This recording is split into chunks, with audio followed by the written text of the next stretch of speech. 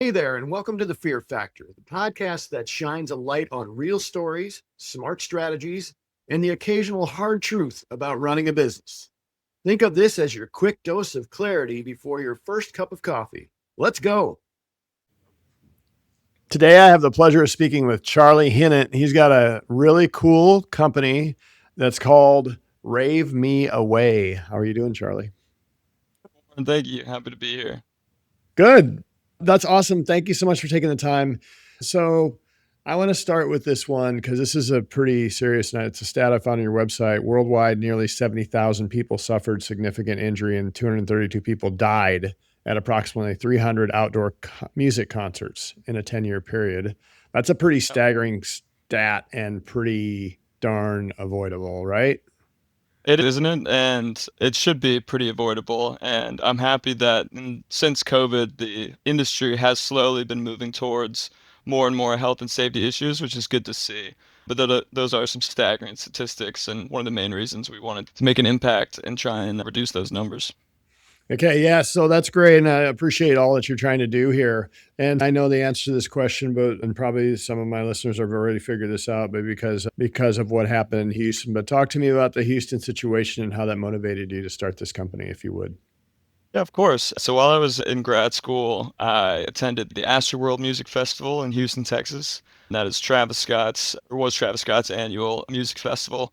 And I'm a big live event proponent, go to a bunch of live shows, festivals. I'm a big part of that community. And so when that happened, it was actually canceled after one day because 10 people lost their lives in a big crowd crush incident. Uh, and since then, it's still an ongoing case, but it really inspired me to want to make an impact in this community that I have been a part of since I was 16 and really try to give both the staff and the attendees tools to help them in these emergency situations. Yeah, that's awesome. So how do you go from catastrophic event to seeing a need to iterating an idea? I definitely have to thank my professors at Georgetown at the time while I was in grad school. They basically egged me on to say, build it yourself. Here we are 3 years later. But that was great, encouraging experience for me because it pushed me to enter into the pitch competition, which I got into the finals for and was accepted into the Georgetown Summer Accelerator program, which really helped me get me off my feet and kind of transition my original idea of emergency life alert product to more of a B2B SaaS platform, really helping track the security guards and their teams and helping them visualize their staff in real time so that it can respond to those emergencies faster. So there's been quite a few pivots and iterations since grad school, but when I graduated in 23, I decided to make this my full-time career, and we've been iterating from MVP, beta testing, and finally brought our product to market, which I'm really proud of. That's cool. So I love this. Happens all the time. You started with one idea and then it changed and that's the idea you pitched, right? They got you into the program. And then by the time you were done, whatever, and had a product, it was completely different, targeted to a different audience with a different Yeah. application, correct? Yeah, it was a combination of one, I'm not a technical founder. I have no experience building both front end, back end applications or manufacturing an actual product. So I've gotten very good at product management in these few past years, helping the team that has been fantastic in developing art software. But it has been, yeah, very much a pivot, transition. We started out really with that wristband in mind, and it is a combination of a solo founder takes a lot of money to produce a product and reiterate it, get the specs for it, get a patent for it. So we went with the technical route first in developing this platform and application. And the feedback that we've gotten from the industry, we really realized that our best sales vertical and breaking into this live event space would be going after these security companies and offering them our technology as a leg up compared to their competitors. Yeah. So that's great. I like to ask this question because like when you started this with this idea, so when you realized you had to pivot, are you like oh my gosh, I just did all this work and now I gotta start over or change the market. Like, how do you do that? And how do you know it's the right thing to do? Question. I think from early on, a lot of my advisors told me from the get-go, even if we build a application platform that works, you're most likely going to have to rebuild it from scratch when you actually get investors and or go to market because your idea is going to it's changed so much from what you originally thought, and then the customer feedback is going to change it so much, and that's exactly what happened. And it's one of those things being comfortable being uncomfortable and realizing that your idea might be great, but it's the application of how it's used that people are going to really see the value in it. And so it's really tailoring it to their needs and what their problems are. And so being able to really pivot to be that B2B provider for these security companies, being able to track their staff in real time, being able to audit them so when they invoice their clients, they have that legend of here are all my guards, here are their hours. We have this technology that shows you we're actually doing what we're supposed to do when we're supposed to do it, and really just being able to get that across compared to being this full service emergency platform, which obviously there is some caution there because liability comes into play. Hmm. It's not to say we don't want to be able to get the attendees back in at some point. It's just going to happen later down the road once we have more features, develop more, and hopefully get more investment to add those in. Yeah, that's interesting because everybody talks about having a why to get through and be and take a product to market and be a founder and get up and get slapped in the face most days or punched or kicked in the family jewels. To do that over and over, you got to have a why. And your why was save lives, help people. And now it has, I don't think the why has changed at all. But the fact of the matter is, at some point you got to get cash flow positive. Yeah. And so the idea here is, hey, look, here's a product that will actually add value to the security companies' platforms to make sure they know where their guards are. It's better communication, it's accountability. It's showing we did what we say we're going to do. And I'm sure there are some opportunities. There are definitely opportunities there though for safety. So you still have that why, but at some point you got to make some money, right? Percent. Yeah, that's very true. And that's in the position we are in currently. We've completed a bunch of beta trials and feel confident with our product offering, the platform and mobile application for the security teams as is right now. And so we're going out there and pitching to these different companies so that they can bid on their different contracts with the support of Rate Me Away, which we think would really help them give a leg up.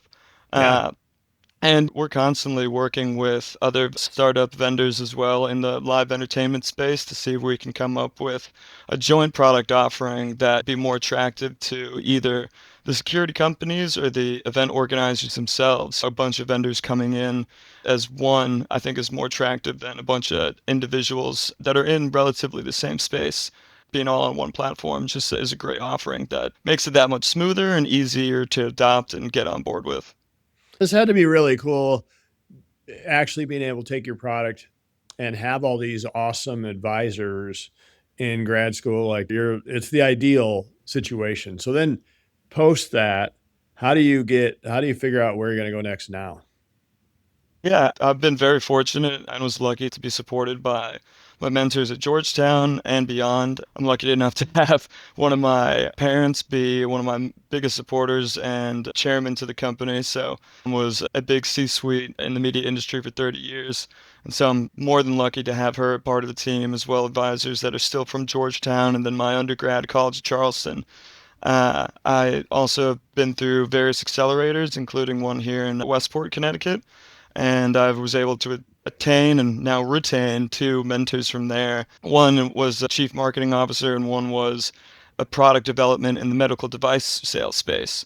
So similar to what we eventually want to get into, but just very helpful in getting us a product market fit, kind of where we want to go next, and what I should be prioritizing as a solo founder with no real startup experience. I'm very lucky to have the support and definitely wouldn't have been able to get where I am today without it.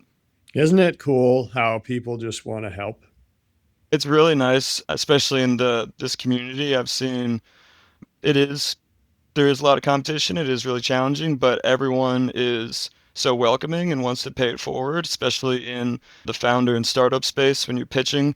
If people can't actually get you money, they're more than happy to connect you with someone who might be able to do business with you or someone that might be interested. And even in the live event space, they're more than willing to see young entrepreneurs and new startups succeed. So they're very encouraged to help, and that's very validating for me, and just it's very nice to see. That's cool. So you started pitching. What was your biggest takeaway when you started doing that? Besides people want to help, which is awesome. I love that part. But what else did you learn when you started that kind of process? Mm.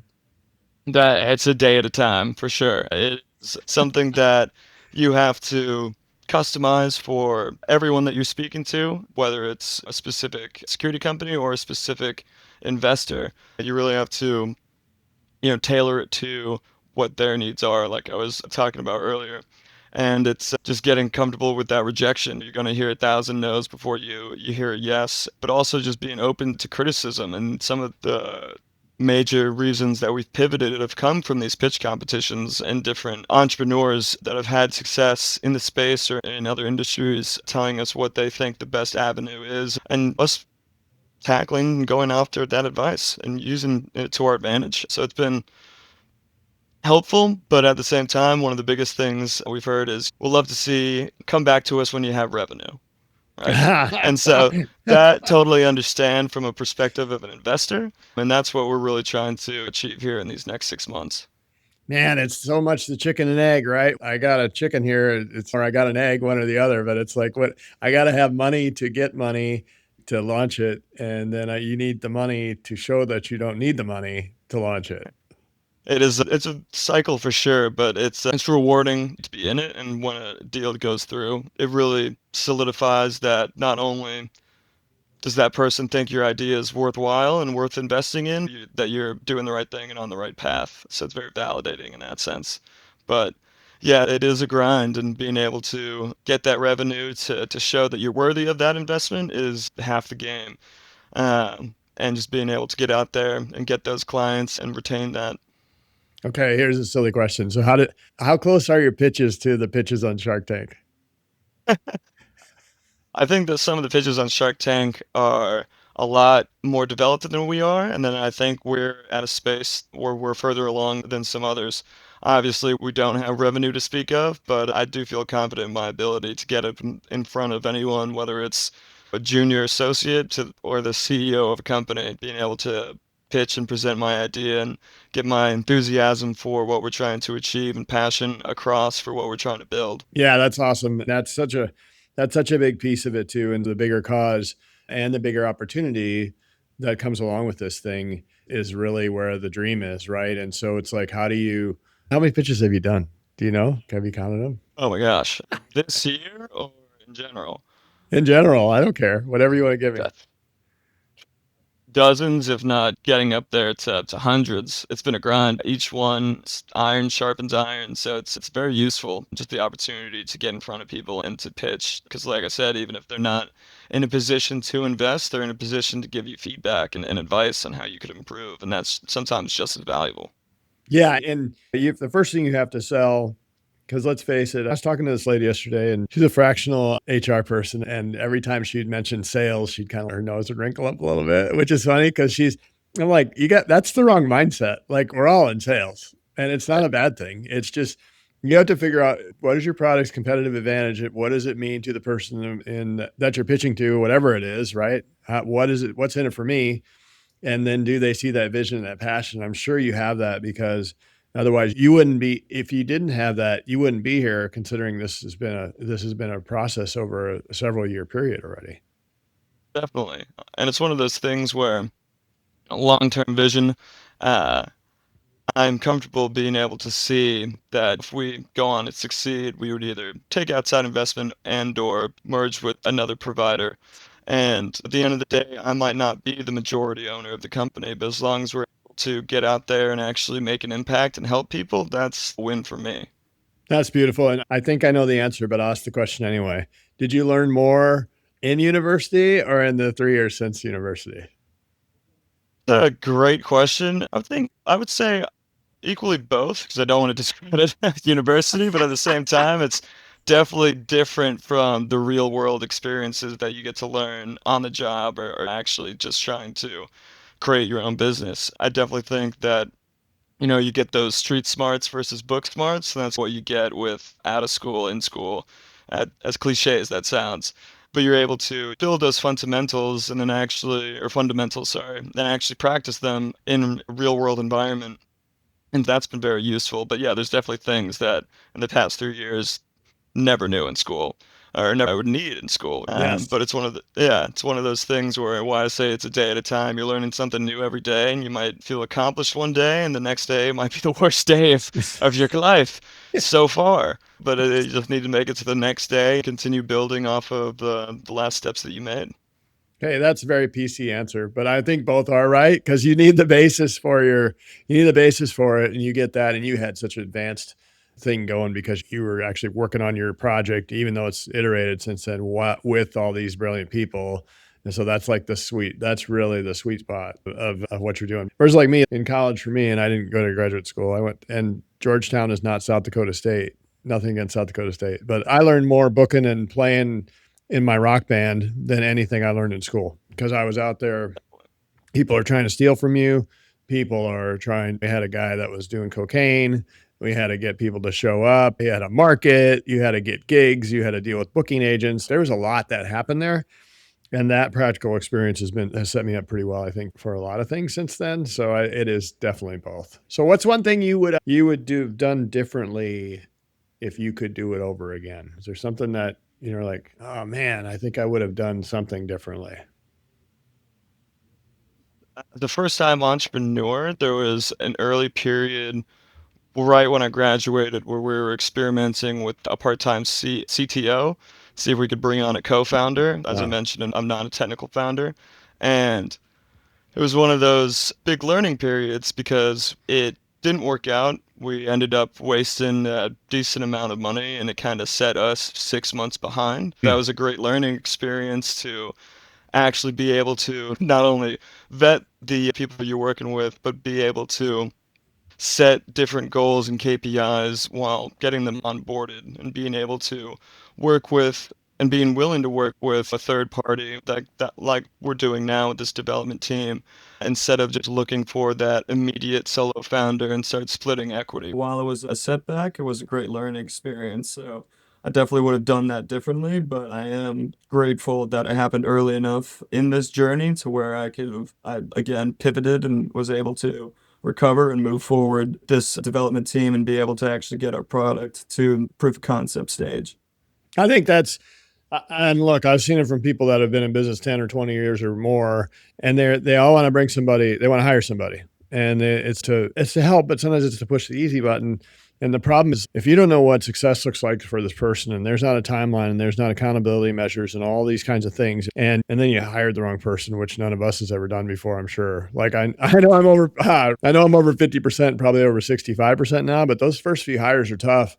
And so to try to do that unlimited when you're trying to bootstrap something and build it up is, but it is great experience, right? That's how you got to learn. And you come out the other side, you're like, okay, next time I will do this better and be smarter and make sure I got the right person and keep the parameters around them so we know what success looks like. And so good on you. You figured it out. Appreciate it. Your Yeah. exponential growth and learning yet, right? Yeah, you're like, yeah, that was $100,000 I wasted. Thanks for the lesson. Could I have done it cheaper?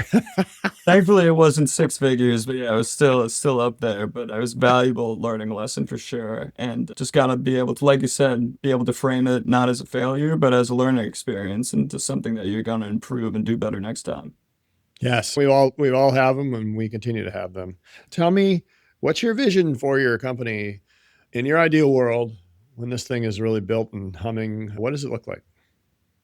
Ideally, we want to be the primary SaaS provider, both for the event side, staffing and security, and also being that mapping and emergency alert service for those attendees. And being able to partner either with EMS or volunteers, so we're not taking away from the resources, and being able to have that direct communication with those attendees. So whether if it's a see something or say something, or back to the original panic button alert, that we're able to to be able to share with security so they know where these issues are, whether it's a mosh pit, a crowd crush incident, someone's overdosing, it's a girl surrounded by a bunch of sketchy dudes and she does not feel comfortable. Whatever the situation is, we want to be able to ease the tension both on the attendees and the security helping in those situations and provide that peace of mind and a sense of security. That's great. Yeah, and shoot, if you saved one life or one Yeah, terrible thing from happening, that'd be incredible in itself. worth it and job well done in my book. But Yes. hopefully we can help them more than just one. And at the Yes. same time, hopefully nothing bad happens. But it's again one of those things where you rather have it and not need it, and need it and not have it. 100%. That's so true. Hey, if somebody wants to, you never know, long shot, but you never know. What if somebody wants to invest in your company or learn more what's the best way for them to do that? Yeah, they would be able to reach out to me directly. It's Hinnant, Chinnant at ravemeaway.com. Take all information there. You can also visit our website. It's just ravemeaway.com, and you can reach us out through the support or chat email at the bottom. And yeah, just open to anyone that just wants to chat about the industry. Yeah, because it could be a partnership, could be there's 100 different things that could happen. Could be an application in even in another kind of field. 100%. Okay, so my last three questions are super important. So here they are. If you're an animal, what kind of animal would you be? Ooh,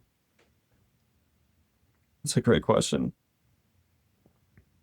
See, that was the hardest one you had to answer all day, wasn't it? I know, seriously, yeah. I don't think that's the actual name, but I love a snow leopard. That seems pretty chill. Beautiful. Yeah. Nice. And why? And why? Gotta tell me why. I love the coat. It's beautiful. Nice. Good Yeah. looking, powerful. I like it. Okay. What do you want to be when you grow up? A great question because I still definitely see myself as a young child.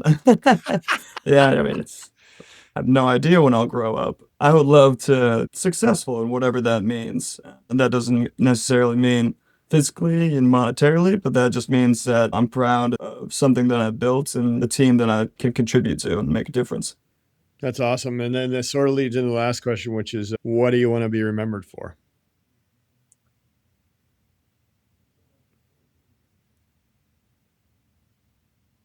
I think being kind and compassionate is a great thing to be remembered for. Yeah. Yeah. And I think the thing you just said is absolutely true. It's as you go through your life and you look back at your legacy or whatever you want to call it, those people that you impacted in little ways and big ways that could be on your team or could be from the product that you created or whatever, or the safety or whatever. That's where the gold is, right? Because you make some people smile, you get help some people out and help them get what they want the same way people are helping you out. You can pass that along, and that's obviously super gratifying as well. So I think that's a lot of Yeah.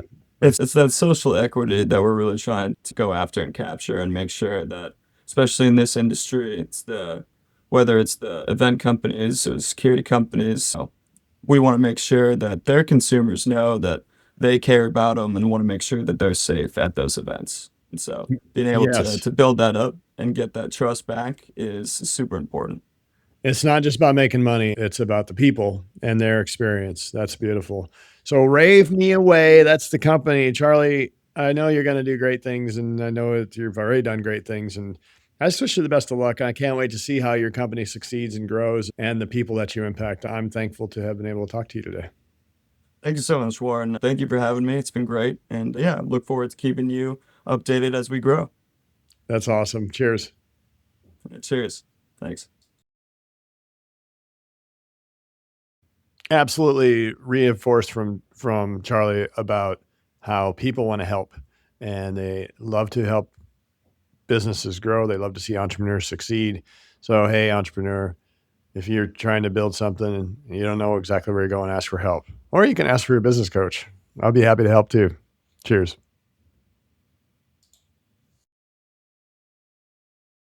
Liked what you heard? Let's make it real. Schedule your free coaching session today at sugarland.actioncoach.com.